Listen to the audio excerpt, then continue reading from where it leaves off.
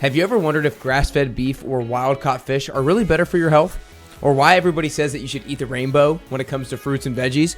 Well, today we're going to be unpacking those exact topics with Dr. Sarah Ballantyne, who is a best-selling author and renowned nutrition expert who's helped hundreds of thousands of people build a nutrient-rich diet that supports their gut, brain, and longevity. By the end of this episode, you guys are going to walk away with practical insights about what you should be putting on your plate every single week to elevate your energy, your health, and your overall well-being. Before we dive in, if you're listening on the Apple Podcast app or on Spotify, then make sure you hit that follow button. And if you're watching on YouTube, then make sure you hit like and subscribe down below.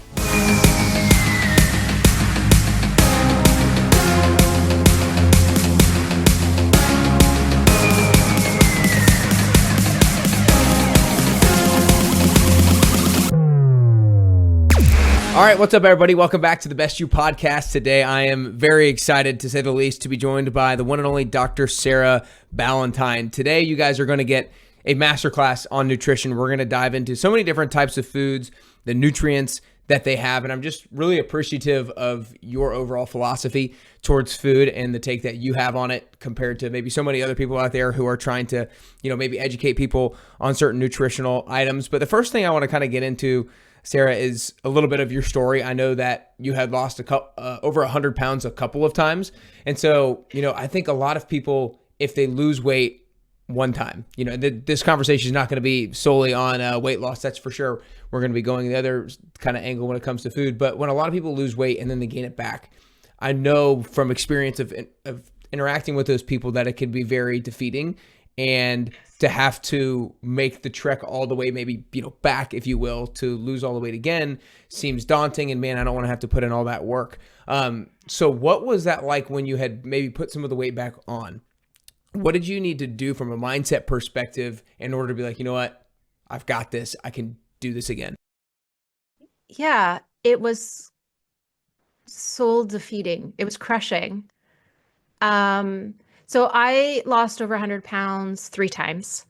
I'm about 150 pounds lighter than I was at my heaviest. I'm like less than half of what I was at my heaviest. And it wasn't until after my first daughter was born, I realized I was borderline diabetic, that was like the kick in the pants to kind of, okay, you've done this once before. You can do this again. Like you've got this. And it needed a big thing like, oh, I'm looking at a blood sugar of 200. That's not good. I also did a thing that I would never tell anybody to do, which was never mention it to my doctor. That's bad. Wow. Don't do that. If you have a blood sugar of 200, tell your doctor. But I didn't because I was so embarrassed. But I did kind of like at that point go, okay, like here's the habits, right? Here's what I know works. For me, walking a lot has always been really key for losing weight. And then being active on top of that, right? Doing some kind of strength training, but that large amount of walking, ideally an hour at least per day, really helps to regulate my appetite and my cravings, and then making sure I'm getting enough sleep. And then it feels like I have the I guess more control when it comes to food, right? Like then I can do the things like volume eating that are really important strategies for me. But yeah, I needed the kick in the pants of type 2 diabetes to do it the second time.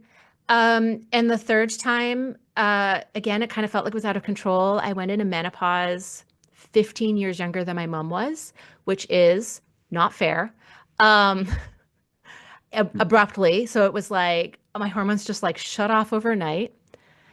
And it felt like, because I had maintained my weight loss at that point for almost 10 years. And it felt like, okay, I've got better tools this time than the first time, right? I've got way better tools. And it felt again like the tools that I have didn't work anymore, right? Like now it feels like my body's not responding.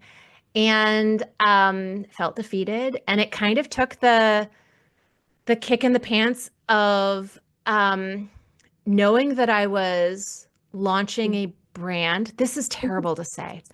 Knowing that I'm launching a brand, Nutrivore, that requires me to be the best possible messenger that I can be for the success of Nutrivore. And while I wish the science would stand for itself, the person communicating the science is a credential.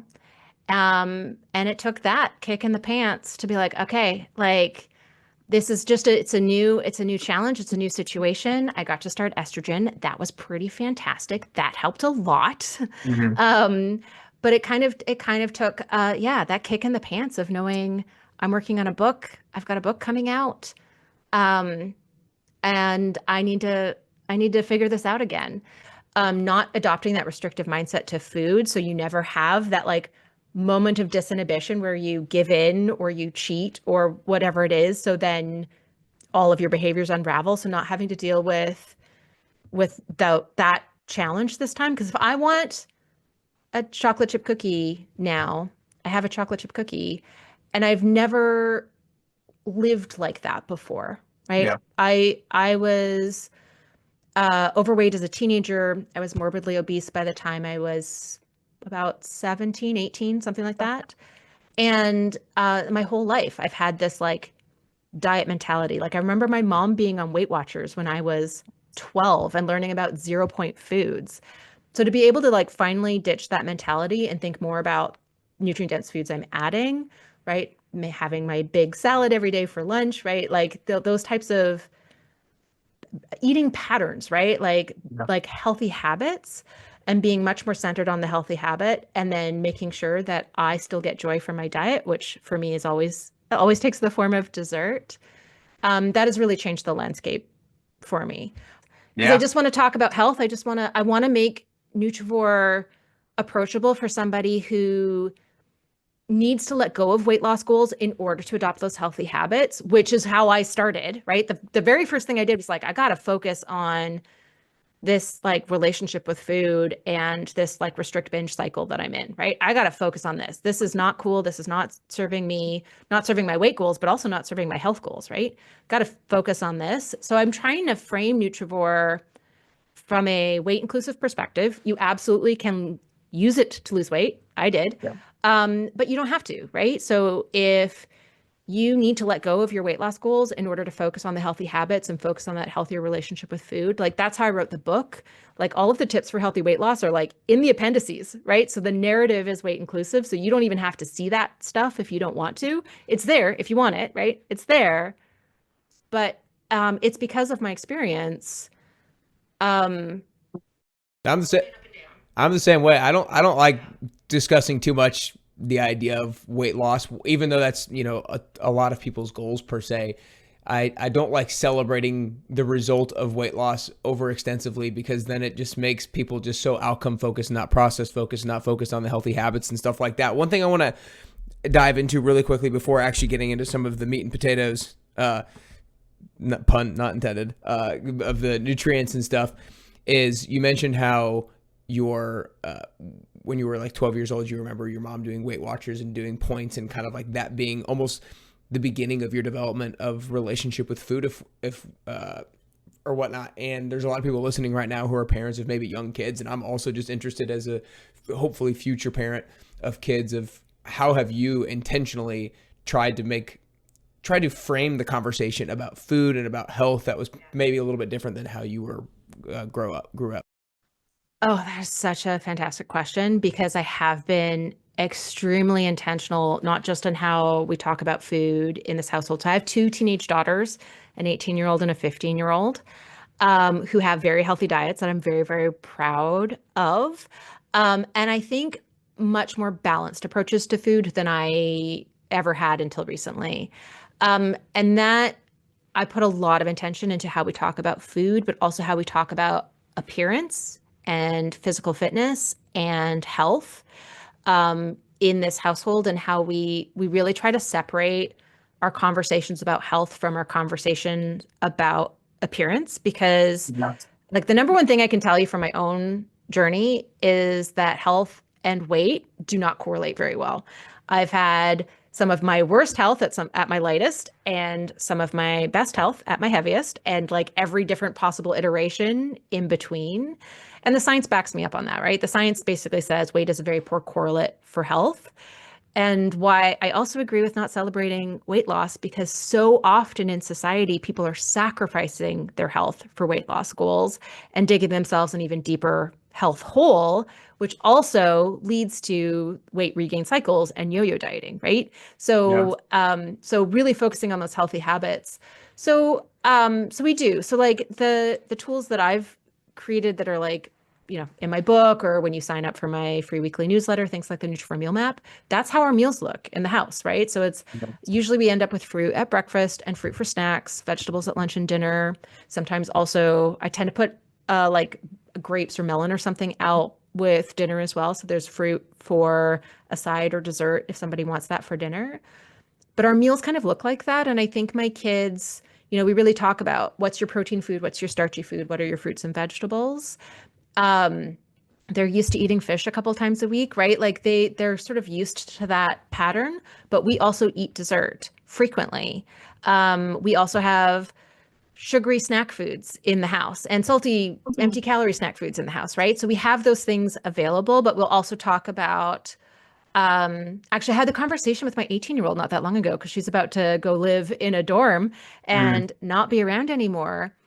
And she had pulled out a sugary snack food after skipping lunch. So she'd eaten breakfast. It had been about like 7 hours since she'd eaten. And she'd eaten way more than she intended. And she was really upset about it. And I was like, of course you did, kiddo. Like, nobody has control around a hyper palatable sugary food if you haven't eaten in 7 hours, right? So like what choice could we have made differently? We could have eaten lunch, right? And had a meal that had some protein, some, fiber, some slow burning starches, lots of vitamins and minerals, and then had that sugary treat. And then less of it would have been very satisfying, right? You wouldn't have felt like you lost control. And it was just sort of like an interesting, like we still have teachable moments. Even with my 18-year-old, we still have these experiences because humans are humans. And because food is so integrated into our society, it's how we celebrate, it's how we nurture ourselves and others, it's how we demonstrate love, it's how we bond. It's also commiseration, right? It's where we find solace and comfort. It's where we find memory, right? We've got all of these associations with food, and food really integrates into society. And so it's an unreasonable expectation to think that you're going to make the best food choices in every possible situation. And this was a great example, right? Like, yep, the better thing to do here would have been to have that meal, even though it was getting close to dinner, but have that balanced lunch and then have that sugary treat. And then that would have been a delightful treat. We're not going to feel bad about the treat. The treat was not the problem here, right? It was the other conditions around that treat. Food. Right. Yeah. 7 hours with no food. Like, of course you're not going to feel like you, and then you taste sugary goodness. Like, yeah. Of course you're not going to have control. Nobody's going to have control. Well, maybe one person. We all need those.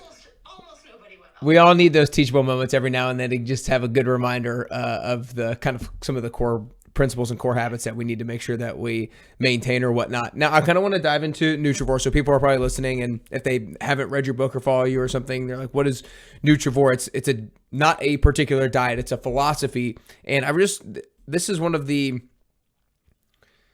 I just love how the nutrients per calorie idea. So I'm just actually curious, how did you come up with the idea of Nutrivore, and how did you come up with the idea of coming up with a Nutrivore score by essentially, evaluating a food on the nutrients per calorie basis? So my path to developing Nutrivore came through the world of restrictive dieting. That was where I initially built a voice for myself and an online audience, was in promoting restrictive dieting, which I don't stand behind anymore. But part of developing Nutrivore was the really hard realization that a lot of the things I held to be true about food was wrong, and I needed to reevaluate that. That I had a learned eating disorder from dieting for most of my life. That was a really tough realization. And that the thing that diets that have good science behind them to support health benefits, right? Like a bunch of different diets have clinical trials where they show, and this lowers your cholesterol, or this improves your fasting glucose, or this lowers your blood pressure. If you look at what's in common between all of them, because there's a wide range of them, The thing that's in common with all of them is that they focus on more nutrient dense foods, right? There's more uh, often, right? More vegetables, often more seafood, right? Often more whole foods, less ultra processed foods, right? That seems to be like the common theme. And while the, diet community that I used to be a part of was kind of going in the direction of like more and more restrictive, right? Cutting out more and more foods, I was like, guys, I really think we should be eating lentils. Like, lentils are really nutrient dense, and look at all these studies showing that they lower your risk of type 2 diabetes and cardiovascular disease and colorectal cancer. And like, there's so much great science supporting the health benefits of lentils. And so, as somebody who's cared for a long time about nutrient density, it was like a really clear um, principle to center where I was going around. And as I was, I loved the term Nutrivore. I'd used it already. I mean, I think my first article where I talked about being a Nutrivore, I published it online in 2014. So like Nutrivore was already a term that I was using. It just didn't really have a meaning or a definition yet. It just kind of meant like a person who eats nutrients. Yeah. But of course now I've fleshed that out a little bit more than that. Yeah. But I was like, okay, I'm gonna build something that everybody can use regardless of what diet they follow, that focuses food choice on nutrients, right? So that everyone can get more health out of their diets. Well, I think it's so important because I think a lot of, like you said, like diet culture, if you will, or a lot of other diet philosophies or actual diets are basically known for what you're not eating in them rather than what you are eating in them per se. It's like when you hear a diet, you think about what's being cut out first. And, our human psychology is if we're told we can't have something or you're not supposed to have that, all you can do is think about that particular thing. But if you just focus on the things that you can have, then not only are you going to actually focus on those things, but you're going to just feel so much better and feel so much more abundant rather than restrictive in doing so. So I just love the kind of like inclusive and focus on what you can have rather than what you can't have, and focus not on the fact that necessarily any food is bad per se. It's just that all these foods have just certain amount of nutrients and some have potentially more than others. One of the next thing I want to get into, which I'm very curious about to hear your take on it, is basically the importance of whether or not some like higher quality foods and some of like the grocery store terms are worth buying or not, and what kind of you buy. So like things like grass-fed beef versus conventional raised beef, things like wild caught fish versus farm raised. And I kind of want to go through a few of those one by one, because I was always like, and a lot of the stuff that I learned and read was like, I'm definitely getting grass-fed, I'm definitely getting wild caught, so on and so forth. But now you are making me maybe think a little bit about it a little bit differently. So let's start with the grass-fed versus regular beef. So like, I guess like what do you see as the difference, and what do you personally get?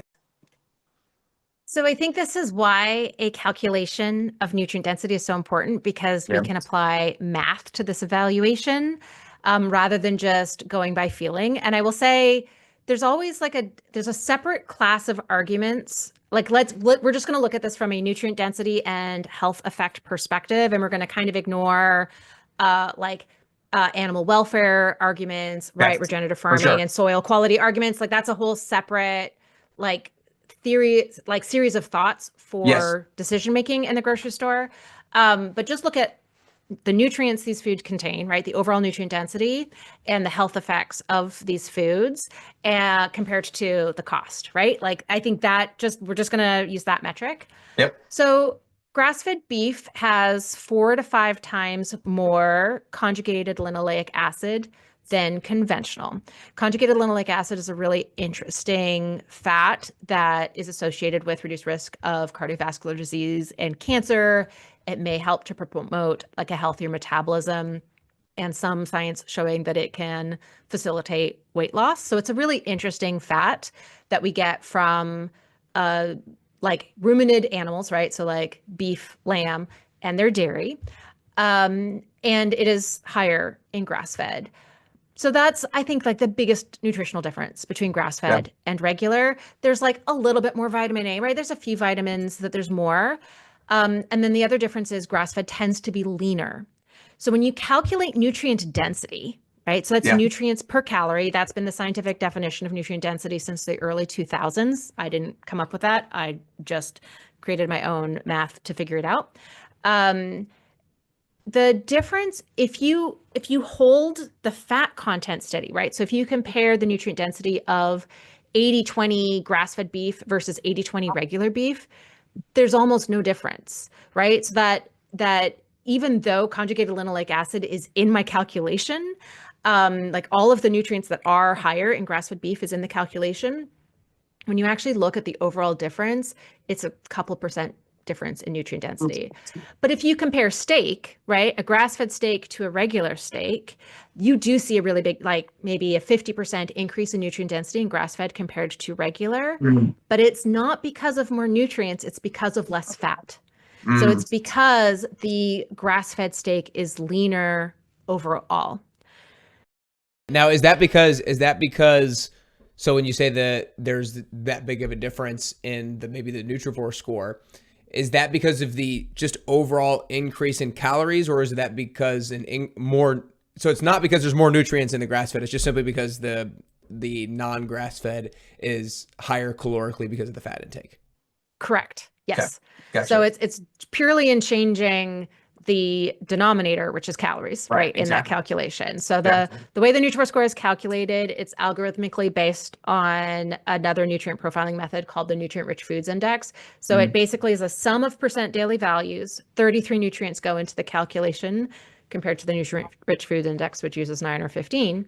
And then it's basically divided by the caloric, right, the energy density. So you end up with something that's like, I call it total nutrients per calorie, but it's really each nutrient is put into the context of how much we need, because it's actually a sum of percent daily values. Right. And so you can increase the nutrient density in two ways, right? By actually increasing the amount of nutrients in a food, or by decreasing the calories in a food. And so there's some foods that are like nutritionally really equivalent that you see that difference really starkly. So grass-fed beef versus conventional beef, it's about the same nutrients, but the leaner beef, and this is the same even if you just were comparing it to a leaner cut of regular beef, you'd see the same effect. When you have leaner beef, you have higher nutrient density because you have lower calories, and because a lot of the nutrients in beef are water soluble, right? They're not fat soluble. You can see the same thing in like full fat dairy versus reduced fat dairy. So if you compare regular cheese versus low fat cheese, you see that low fat cheese always has more nutrient density, and it's because a lot of the nutrients are in the like protein part of the cheese, not the fat part of the cheese. So if you take out some of the fat, you're reducing the calories, but you're not really reducing the nutrients very much. So it's just an interesting, like, I don't think that means always pick the low fat option, because fat is also an essential nutrient. There's lots of really beneficial fats to consume out there. I started our conversation about grass-fed beef about talking about a really beneficial fat. But it is kind of an interesting thing to keep in mind when we're interpreting nutrients. Yeah, it's just, like you said, it's just a way. It's a particular calculation, and this is what the calculation is evaluating, the nutrients per calorie. I love it. One more thing on the grass-fed. This might be diving too much into the weeds, but like if we're comparing to like a grass-fed beef and non-grass-fed beef, and they're both like 80-20, let's say, is the 20% of the fat for grass-fed compared to the other like a healthier kind of fat, if you will? Because I think, one of the things that I sometimes hear is that, and not necessarily significant amounts, but in grass-fed beef, you have a little bit of a content of omega-3s, where in non-grass-fed beef, you don't. So is the 20% fat similar, enough different, not really that much different? It's mostly the same. Okay. So you're right. There is more omega-3 fats in grass-fed beef compared to a conventional, but there's a really, really small amount of omega-3s in relation to other types of fats. So in the end, like, that's not going to replace seafood in your diet, for example, right? That's where you're really getting your omega-3s. And there is more of that conjugated linoleic acid. I think that's I think a better argument, honestly, than omega-3s. And then the animal welfare, right? Environmental impact, I think, is your other argument for grass-fed beef. So you asked me, like, what do I buy? I do try to buy grass-fed beef, more so for the animal welfare and the environmental argument than for the nutrient density argument. But when it's prohibitively expensive, it's one of the very first things that I'm like, oh yeah, no, I wanted that. But like if I walk past the like discount bin in my local grocery store and they have regular ground beef for like $1 a pound, which sometimes happens, I'm loading up on that. Like, Yeah, how am I yeah. going to turn that down and then go spend $7 a pound for grass fed? I'm Right. groceries are too expensive as it is. So, Totally. it's my preference to get grass fed beef, but the budget often wins in that scenario. Totally. Totally. I'm going to only just do one more just for the sake of time, but I'm interested in it. The wild caught versus farm raised fish. Example, same thing. What's the difference? I always actually had heard and read that mainly you want to get wild caught because the omega-3 content in wild caught is higher than that of farm raised. But I feel like I saw a recent post of yours where you kind of debunked that, if you will. So give us the difference here. So it really depends on exactly which fish we're comparing. Okay, let's say salmon. Yeah, so salmon wild caught is a little bit more nutrient dense than fresh, but it's not the omega-3s. It's actually just slightly higher vitamin content, slightly higher mineral content. Farmed actually has more fat. It's a fattier fish, and so it has more omega-3s than wild, even though wild has overall more like total nutrients per calorie. Yeah. So I will say, given the price difference, and given that we try to eat fish at least twice a week in our house, preferably 3 times a week, I buy farmed Yeah. because that is part of my regular rotation, and the price difference for salmon can be like a factor of 2. Yeah, for So sure. huge. Just like I can't walk past the bargain bin of really cheap ground beef. Yeah. It's really tough, especially when I know we're eating this mainly for the omega-3s, and I'm getting more omega-3s from farmed. So Yeah. most of the I don't time know. I buy It's farmed salmon. It's so funny. I gotta just let you inside of my psychology. I'm like trying to find ways to convince myself to continue to buy wild cotton, continue to buy grass fed. Obviously, the environmental other stuff aside, but like it's making hard. And I've always done it. I've done it for so many years now, and now I'm like, I don't want my past decisions to be wrong, and I've spent more money for no reason. But who knows? But The environmental impact argument is really huge. different when you're talking about seafood, provided it's, responsible fisheries and sustainable fishing practices. But farm raised fish is a really important like strategy to actually preserve wild stocks of fish. And like, yes, Mm. there have been fisheries that have had problems, right? Like there's always examples, but also there have been times where overfishing has devastated wild stocks as well. So, but actually, my very first like summer job was working for the Canadian Department of Fisheries and Oceans on salmon migration. So Yeah. something that's very like near and dear to my heart as like Wow. little baby scientific researcher Sarah, who was like trying to understand salmon migration patterns to be able to tell the Canadian government how many licenses to give out to different fishing boats in different regions.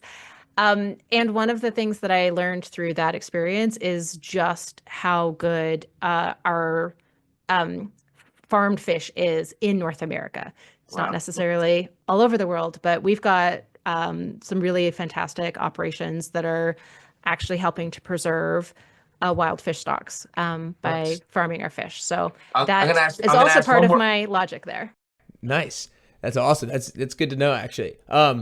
I'm gonna ask one more question on the fish, and then I'm gonna go to colors of fruits and vegetables and whatnot. When you said that the farm raised fish are oftentimes higher in fat and actually oftentimes have more omega-3s. A little bit of context for people listening. Omega-3s kind of have like 3 different categories. There's ALA, DHA, and EPA. Generally speaking, ALA comes from plant sources, and DHA and EPA are more from your fatty fish. Is there any difference in the content of DHA and EPA in wild caught versus farm raised? Like, is it like, I guess my point is, farm raised overall high in omega-3s and like also I guess higher in DHA and EPA, therefore then okay, gotcha. That's what I assumed because that's mainly the only omega-3 and fatty fat. The EPA and DHA in fish is like the product of their metabolism. So that is the form of fat that they store to, Mm. for, like stored fat is stored energy. It's also insulation, right? So like fat has a lot of biological roles to keep an animal alive. And so the main type of fat that salmon store is EPA and DHA, and they're converting that from I mean, some of it, depending on what they're eating, right? They're getting directly from their food source, or they're converting it from plant sources, converting other fats into EPA and DHA. So yes, farmed fish, farmed salmon specifically, has more EPA and DHA than wild salmon. Nice. So just like the absolute amount is higher. All right, good to know. Good to know. Farmed fish, here we come. I'm gonna get into colors of fruits and vegetables, and I want to get into some fermented foods as well after that. I kind of think, just for the sake of time and to really give people just a lot of value relatively quickly, I might go through like the different colors, if you will, and get your response as to what are some of the benefits from that particular color, and then maybe just a few food examples of those particular colors. So let's just start off with red. What are some foods that people can eat that are maybe highest Nutrivore score in the red category, and what are some of the specific benefits of the nutrients in red fruits and vegetables? So red color of fruit and vegetables tends to come from beta-cryptoxanthin, which is a really cool provitamin A carotenoid that has, reduces risk of cardiovascular disease and some forms of cancer, like most phytonutrients, and also lycopene, which is not used to make vitamin A, but is a very good antioxidant, very potently anti-inflammatory, and very strongly linked with lower risk of cardiovascular disease. And then you also get some like anthocyanins and proanthocyanidins give fruits and vegetables that distinctive red color. And then beets are a whole different thing because they get their red color from betalains. So like beets, prickly pear, dragon fruit, there's just a few foods that get that red color from a completely different class of phytonutrients. Betalains really strongly reduce risk of cardiovascular disease, and also one of the best phytonutrients for exercise performance and muscle recovery. That's why you see people talking about beetroot supplements all over the internet. Is that for promoting, is that dilation of the blood vessels, but making the blood vessels bigger and for blood flow? Is that kind of the primary reason why beets are seen to be good for performance, is increasing the blood vessels? Yeah, I know they've done a bunch of different studies where they give athletes a beetroot supplement either the morning before they go run a marathon or do a triathlon, or they'll do every day for a week before they do that big run. And then they look at their time, right? How fast did they go? Their perceived fatigue. Then they'll have them come in the next day and do like a 5K recovery run. And then they'll measure their time at that recovery run. They'll look at they'll do blood tests and look at markers of muscle damage, inflammation. And they basically show that all of those different markers for endurance training as well as strength training. Betalains don't seem to be particularly helpful for sprint type movement. Which, I mean, does kind of follow like an aerobic versus anaerobic, right. If we're talking about blood vessel dilation. But I actually don't know if, like, is that just through acting as an antioxidant and an anti-inflammatory? Is that affecting some other pathways? Right. Is that affecting blood flow? I don't know the answer to that question. And I won't pretend to know the answer because that would not be ethical. Yeah. No, that sounds good. That sounds good. Let's get into the oranges and the yellows then. Mm-hmm. So oranges and yellows tend to get their colors from alpha and beta carotene, really, really common. And then there's some cool flavones that give, which are a class of polyphenols that give orange and yellow colors, or more yellow colors than orange. Top nutrient dense, I mean, all of these things, right? They're antioxidant, reduce risk of many forms of cancer, reduce risk of cardiovascular disease. You've got some, interestingly, in your carotenoids, you've got some vision benefits. So reduce risk of cataracts and age-related macular degeneration, improved night vision. So that is also a cool one. Lutein and zeaxanthin, also some carotenoids that can give orange and yellow colors. We also get those in green fruits and vegetables. So those are actually even better. Those are even more important for supporting eye health than alpha and beta carotene. So we think carrots for eyes, but actually spinach is better. So some of our best, like most nutrient dense, I should have done this for red. Most nutrient dense red options. We've got beets, their Nutrivore score is just over 2,000. Tomatoes, I think their Nutrivore score is 983. Red bell peppers, also it's up around 1,000. So I would say those are probably our most nutrient dense options. For orange and yellow, we're going to go carrots. I think their Nutrivore score is 899, 898, something like that. Butternut squash and pumpkin. Like pumpkin's Nutrivore score is 1,036. Yeah. Butternut squash is also like 800-ish, 700 something. It's right around that arena. And then something like papaya. Like papaya has a Nutrivore score of 636. I'm saying this out like I'm not. I know numbers tend to stick in my brain, but pulling this many numbers out of I can't even imagine trying to remember all these Nutrivore scores. I promise I'm within 10%, but I don't promise I don't promise to be exact here. Yeah, so those would be my top choices for the orange yellow color family. Nice. Let's finish with the blues and purples. Oh, blue and purple, more fun. Yeah, way more fun. So blue and purple vegetables get their distinctive colors from anthocyanins and anthocyanidins. They're also pretty great sources of tannins. But anthocyanins and anthocyanidins cross the blood-brain barrier and are antioxidant and anti-inflammatory directly in our brain. So they enhance cognition, they reduce risk of age-related cognitive decline, Alzheimer's disease, Parkinson's disease, multiple sclerosis, other neurodegenerative diseases. And they also interact with like pain receptors, so they can decrease the sensation of pain and have been shown to be beneficial in osteoarthritis and rheumatoid arthritis, as well as delayed onset muscle soreness, so muscle pain after a workout. Our best food sources of anthocyanins and anthocyanidins tend to be berries.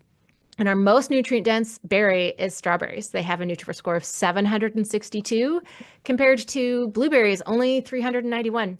That tends to make people very angry at me when I say strawberries are more nutrient-dense than blueberries. Just remember, I'm not saying blueberries are bad. I'm just saying strawberries are good. That's all I'm saying. Strawberries underrated. Blueberry has a better PR team. Blackberries and raspberries are also more nutrient-dense than blueberries.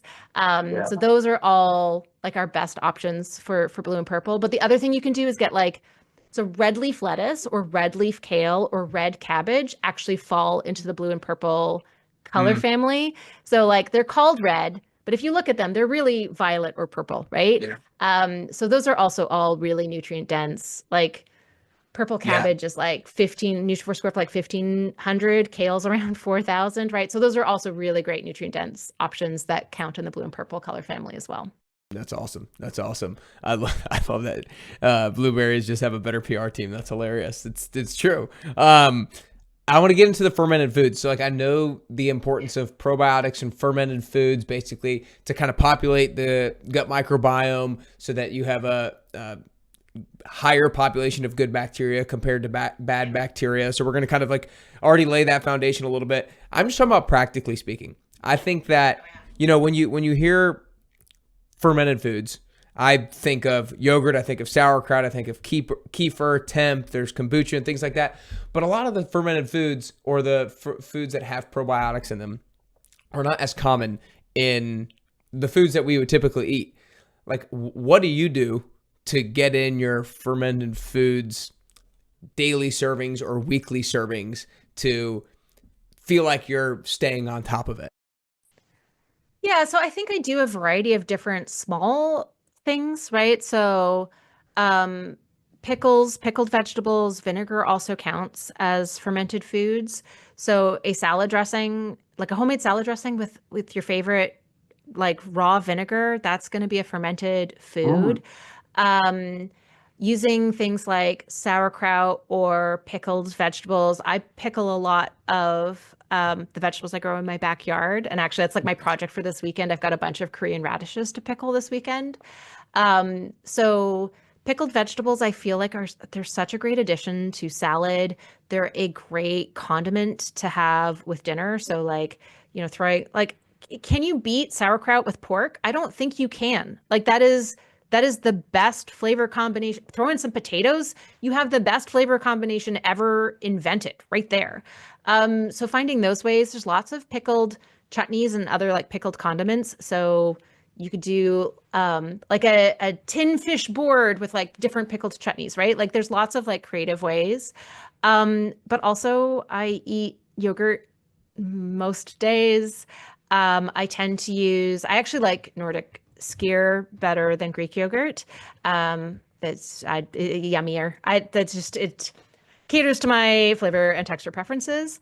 But I'll also use that as like a sour cream replacement. So if I'm having, a baked potato at dinner, I'll have, a fermented dairy product instead.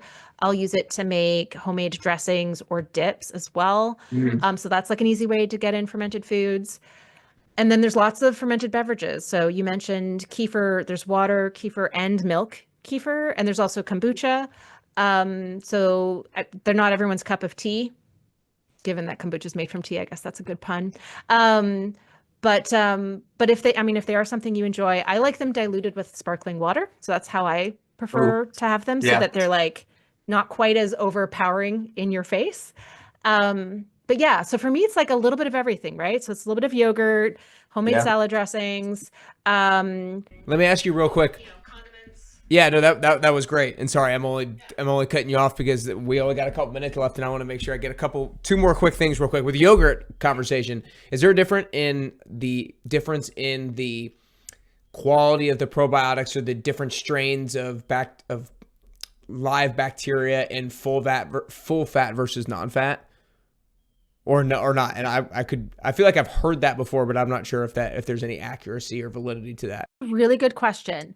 I don't know the answer to that question, but what I do know is that the amount of probiotics can vary a lot brand to brand, because it depends on what the yogurt is seeded with, right? So what is the exact strain that is added for that fermentation? Because different yogurt brands use different ones. And then how long it's actually fermented for, and how much like sugar, right? So like lactose was around in that milk for that bacteria to ferment. So you can end up with a pretty big spectrum. And then some yogurt companies actually add more probiotics at the end, right? So like it's going to create a pretty big spectrum right there. Does it vary by fat content? I actually don't know the answer to that question. Like if I was making homemade yogurt with different, like whole fat milk versus 2% versus skim, would I end up with a different number of probiotics with all my other conditions being the same? I don't know. That would be a really interesting little like home experiment with some Petri. Hey, anybody with elementary school age kids who are looking for a science fair project, this is how great would this be? Because then you could just smear the yogurt on some Petri dishes and incubate them in a warm place for 24 hours, and then count all the colonies. It's all right there. Like an awesome science fair project. That's amazing. Before we hit record, you said you're a family of nerds, and you're showing it right now. Last question to make sure you get on. Last question to make sure I get you out of here on time. But before I do, I know you guys can see the book on her background, but Nutrivore, you guys have to seriously get this book. I probably underlined more than I didn't underline here in this book as going through it. Typing up my notes afterwards took me forever. It is so good. Nutrivore, the radical new science for getting the nutrients you need from the food you eat. And you also need to follow her on Instagram. She's always talking about specific foods and giving great education. And you can follow her at Dr. Sarah Ballantyne. And you can go to Nutrivore.com, and she has great resources where you can type in any food and see what the Nutrivore score is. So that's a really cool thing to kind of play around with. But any other good place that people should go learn more? While you're on the site, click join in the top right corner. So that's where you can sign up for my free weekly newsletter, which I try to keep bite-sized, get it, but also like really like compressed information. So it's like fun factified, really good nutrition information about like something about a nutrient health condition combo, a food, a recipe that features that food, some kind of practical tip. So make sure to sign up there. And then that's where you can also link to my other social media. So I'm also on YouTube, TikTok, Facebook, Threads, Blue Sky, Flashes and Skylight now, brand new, and Pinterest. So wherever you hang out online, I am probably there. Nice. All right. Well, last question. It's kind of an impossible question to answer. We're going to make you answer it. Basically, I'm asking for 3 foods. You have a week that is absolutely hellish. It's super crazy. You're doing whatever, but you're like, I need to still make sure, like, if I don't get anything in, I need to make sure I eat these 3 foods for whatever reason, because I really feel like these are the best bang for your buck for whatever reason. What are the 3 foods that you are not going to go a week without, regardless of how crazy the week is? Some kind of seafood. So it might be as simple as like some canned sardines, right? Canned tuna or canned salmon. Like it might have to be something that's super convenient, but I'm always going to make sure that I have seafood every single week. A salad, leafy vegetables. I mean, it's the health benefits of eating leafy greens regularly are so extensive. I mean, it's almost every health condition is improved by eating leafy greens on a regular basis. And if you can like get like double bang for your buck by choosing a leafy cruciferous vegetable, so like kale or watercress or arugula or like collard greens or mustard greens. But I'm just going to like any kind of green I can get. That's going to be number 2. Yep. Like make sure I'm getting those salads. I also know personally what a difference it makes to my focus and my energy if I'm eating my salads versus not. And then the other thing is going to be a legume, but I am almost certainly, because it's a busy, crazy week, I'm also almost certainly going to get my legume in legume-based pasta form. So like Barilla makes a really affordable red lentil pasta. There's also, I really like the ones from Only Bean. They've got edamame and black bean and soybean pastas, but like something along those lines. And it might just be like, I don't know, throw some store-bought pesto on top of it. Or like, it might be really simple. It might be just like butter and Parmesan cheese, right? It might be super simple, but I'm going to make sure that I'm getting some kind of legume, best food source of folate on average, but just packed with vitamins and minerals. And then you're like super simply upping your fiber and protein intake that way. Yep. And like those legume-based pastas are so nutritious, it almost doesn't matter what you use as a sauce. Like it's completely swapping the pasta math, right? Like normal pasta math is the noodle is the empty calorie and what you put in the sauce is where all the nutrition is. When you use a legume-based pasta noodle, and there's dozens of different options out there now, you're swapping it so that your noodle is your nutrient base, then put whatever flavoring you want on top of it, because it doesn't matter as much. You're getting so much nutrition already. So I would say those are my 3 things. They're going to be convenient. Like it might just be a tub of spring salad mix that I can just like dinosaur time, grab a big handful out and like shove into my face. But those are going to be my 3 things that no matter what, that they will be on my menu of holding on by my fingernails to get through the week. That's great. No, I love it. Those are 3 great things, and I love it. And I loved what you said with the legume-based pasta, how it's flipped. The nutrients are in the pasta rather than on top of the pasta. That was so well said, and so true as well. But this has been absolutely phenomenal. I know so many people learned a lot, probably learned some things that they didn't know, had some things they thought they knew and got them debunked or whatnot. Just so much great stuff. You guys make sure you go get the book Nutrivore. You guys make sure you go follow her on social media, on Instagram in particular, Dr. Sarah Ballantyne, and we'll have all the other stuff linked up in the show notes as well. But Sarah, this has been a blast today. Thanks so much for joining. That's all we got. Oh, thank you so much for having me. What an incredible conversation with Dr. Sarah Ballantyne. There were so many insights, not on just like nutrients and foods that are really important for your health, which I hope you took notes on, but also how to improve your relationship with food. I think that the approach of nutrients per calorie, her Nutrivore approach, is one of the most profound things that you can learn and understand. If you haven't yet, make sure if you're listening on the Apple Podcasts app or on Spotify, make sure you hit the follow button. And if you're watching on YouTube, hit that like and subscribe button down below. I would hate for you to miss any future episodes, and I would hate for you to miss out on the future Best You Studio coming soon. Here are my 3 biggest takeaways from Dr. Sarah's episode. Number 1 is that Nutrivore score is a powerful way to conceptualize food. That's exactly what I just said. Your nutrients per calorie is super valuable to know. It's not about demonizing foods. It's not focusing on what not to eat. It's focusing on what to eat through the lens of nutrients per calorie. Number 2 is that colorful foods aren't just pretty. They serve a biological purpose. Eating the rainbow, all 5 different categories of colors of fruits and vegetables, can help boost your immune system, improve your gut health, improve your brain health, and much more. And then lastly, seafood, leafy veggies, legumes, fermented foods, protein, fiber. If you work on those things, getting this stuff in, colorful foods, you're going to look great, you're going to feel great, and you're truly going to maximize all areas of your health.